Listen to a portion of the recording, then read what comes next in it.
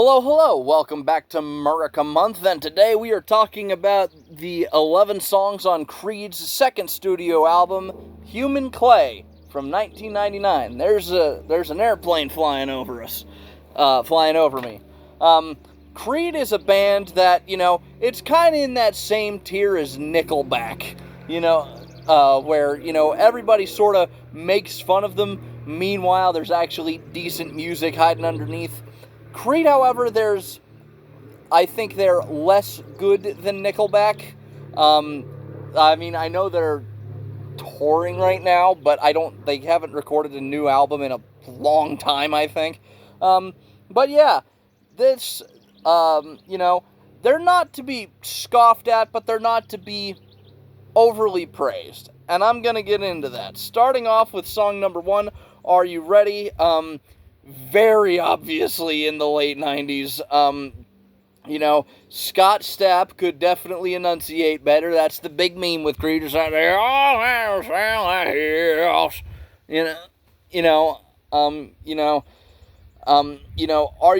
Are you ready for what's to come? That's one of the lyrics in the song. Could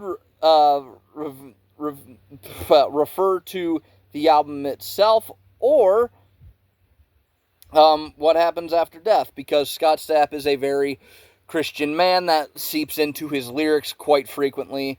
Thematically, it's kind of similar to Black Sabbath's After Forever, off of Masters of Reality, which it's a better album than this. It's a much better album than this, but they're British, so can't review them this month. Song number 2, we have What If. Mark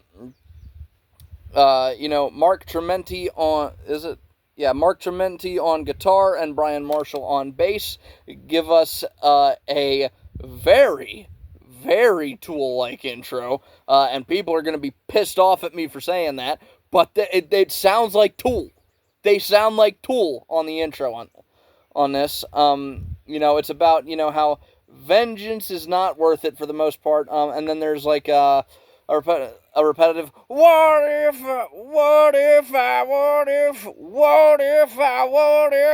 and that's really annoying. There's 2 sections of that, and it's annoying. Song number 3, Beautiful. This is, it starts out, it is straight up just Tool. It straight up just sounds like Tool. And that's a lot of songs on this, weirdly enough. It delivers a very juvenile moral, and beauty it's what's on the inside that matters. Don't be a slave to beauty, blah, blah, blah, blah, blah, blah, blah. That's not a bad moral. You hear it enough times, you just sort of go like, oh yeah, there's another one of them, another one of those songs, another one of those stories. This song is very much that. It delivers a very juvenile message in a very aggressive late 90s fashion. Just like it delivers it via late 90s butt rock is how it delivers it. But the bridge on this one is the Creed I know. It sounds much more like Creed on the bridge. Song number 4, Say I.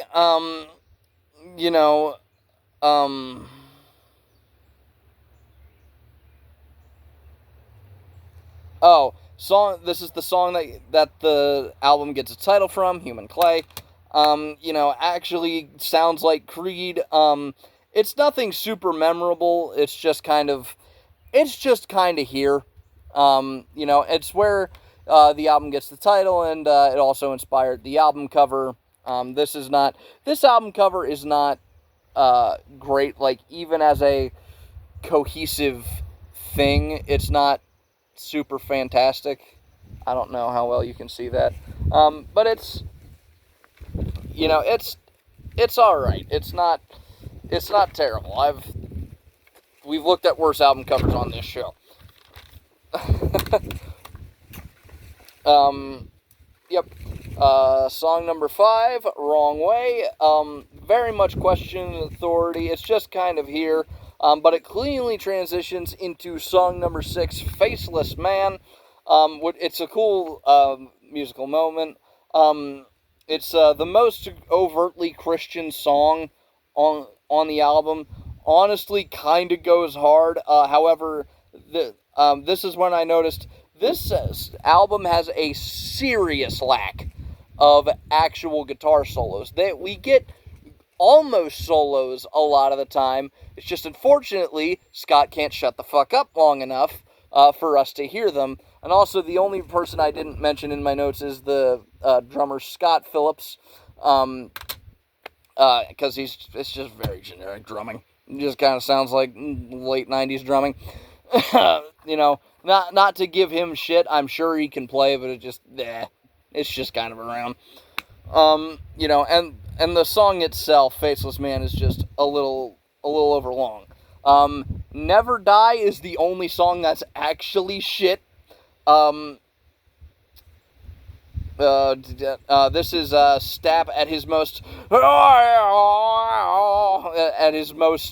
just mumbling, no enunciation, just Scott is at his most Creed. Scott Stapp at his most Creed. Now, the very smart thing they did with this album is that, I don't know if these two songs were singles, but, they kind of became the iconic ones from this album. The very smart thing they did for this album is that they kept the hits until deep into the album. And the first of those hits, song number 8, well, I just heard some news today with arms wide open. Yeah, so song number 8 is With Arms Wide Open. It's about the birth of Scott Stapp's kid, and about him becoming a father and not knowing if he's ready for it. It's a meme for a reason, but it's still a good song. And we have our actual first guitar solo, but sadly, Scott won't shut the fuck up for it. And then we've got song number 9. That's one hit. Song number 9, follows up with Arms Wide Open. Can you take me higher? I'm bound to a place where I can see. Bound, can you take me higher? So it's higher. Again, it's a meme for a reason, but it's still a good song. It's a song about dreams. That's all the more I can really say about it, apart from it's really fun. I don't know if my enjoyment of this song is genuine or just because memes. But either way, it's a good time. It is a genuinely good time. And there was a time when Creed was seen as the epitome of shit. And now everybody my age is like, what are you talking about? This is actually halfway decent. I'm not saying Creed is, exceptionally talented or anything, but they're more talented than a lot of people today. Taylor Swift. Song number 10, Wash Away Those Years. It's a song about, surviving trauma, getting through trauma, overcoming trauma. Mostly sounds like Creed, and holy fucking actual an actual solo happens. And also the song is just kind of back to sounding a little bit like Tool. Yeah, a good 50% of the songs on this album kind of have Tool-ish moments, weirdly enough. And then song number 11, Inside Us All, just kind of sounds like the rest of the album. Decent but not super memorable, and it also has this super long outro. And some of you might be saying, come on, there's one more. There's a bonus track.